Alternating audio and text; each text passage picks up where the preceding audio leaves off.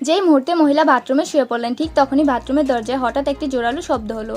এটা দেখে লোকটি সঙ্গে সঙ্গে লুকানো মেকানিজমটি চালু করলো আর বাথরুমটি তৎক্ষণাৎ রূপ বদলাতে শুরু করলো।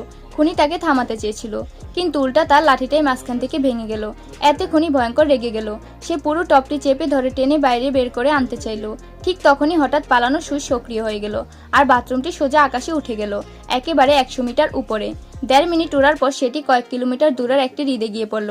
সৌভাগ্যক্রমে জ্যাক আগে থেকেই নৌকার কেবিনে কয়েকটি এয়ারব্যাগ প্রস্তুত করে রেখেছিল, যা কোনোভাবে তার প্রাণ বাঁচিয়ে দিল। কিন্তু খুনি সেখানেও থামেনি।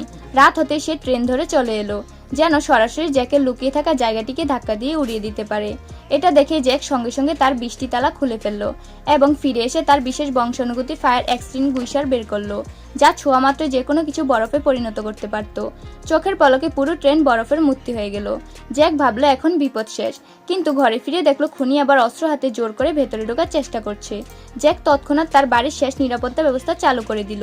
বাড়ির সব জানালা ও দরজা স্টিলের গেটে বন্ধ হয়ে গেল, কিন্তু খুনি জোর করে গেট আবার খুলে ফেললো। তখন জ্যাক সরাসরি তার দিকে 10 লাখ ভোল্টের বৈদ্যুতিক রড ছুঁড়ে মারল। তারা কি পারবে খুনির হাত থেকে নিজেদের বাঁচাতে? জানতে হলে ভিডিওতে লাইক করে চ্যানেলটি সাবস্ক্রাইব করুন।